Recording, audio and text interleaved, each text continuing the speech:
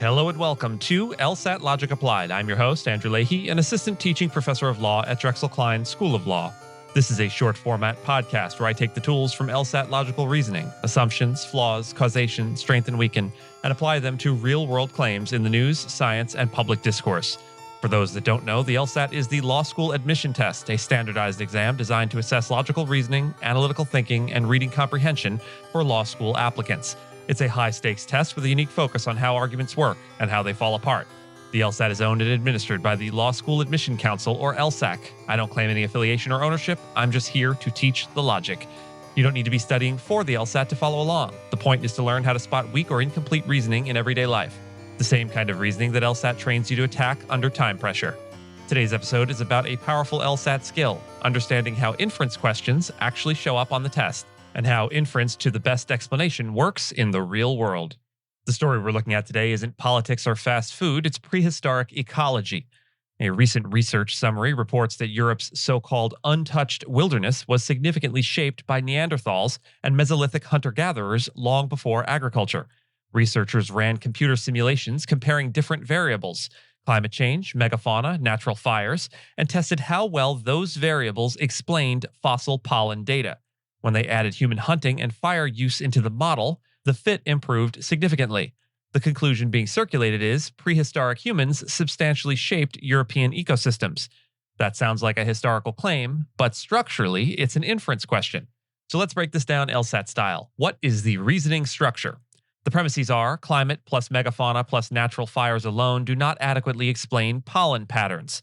When human hunting and fire use are added, the model fits better, and the improved model fit suggests humans influenced vegetation distribution. So the conclusion is humans significantly shaped prehistoric European ecosystems. This is not a direct observation. It's an inference from explanatory power. More specifically, it's an example of inference to the best explanation.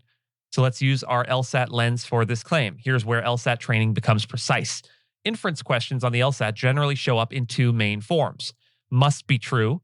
These require deductive certainty. If the premises are true, the correct answer must follow. No speculation allowed.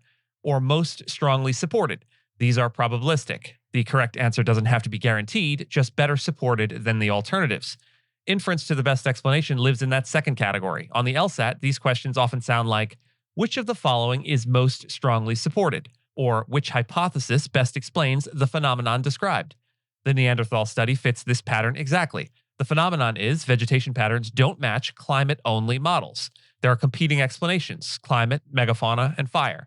There's an added hypothesis, human activity, and the result is a better explanatory fit.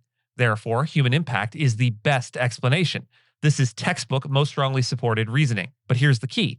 The LSAT punishes overreach. Better explanation does not mean proven cause. And inference questions are difficult for three consistent reasons. One, they punish outside knowledge. It doesn't matter what you believe about prehistoric humans, only the text counts. Two, they punish strength creep. Students often choose answers that are too strong. If the stimulus says suggests, the answer will not say proves. And three, they test containment. The correct answer usually stays carefully within the boundaries of the evidence. In this case, the strong but incorrect leap would be humans definitively engineered prehistoric Europe. The more precise inference is human activity provides a better explanatory fit for vegetation patterns than models excluding humans. That's narrower and therefore more defensible. Even though this episode is about inference, there's a necessary assumption embedded in here as well. The reasoning depends on if adding a variable improves model fit, that variable likely represents a real-world causal contributor rather than a modeling artifact. If that assumption fails, if the improvement reflects overfitting or structural bias in the model itself, then the explanatory conclusion weakens.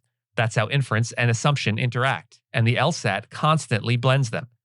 Inference questions are not just about spotting what must be true, they're about recognizing when someone moves from this hypothesis explains the data better to therefore this is what must have happened. That move, inference to the best explanation, is everywhere in science reporting, legal reasoning, and policy arguments. The LSAT trains you to evaluate it with discipline. Is it deductively required or merely comparatively plausible?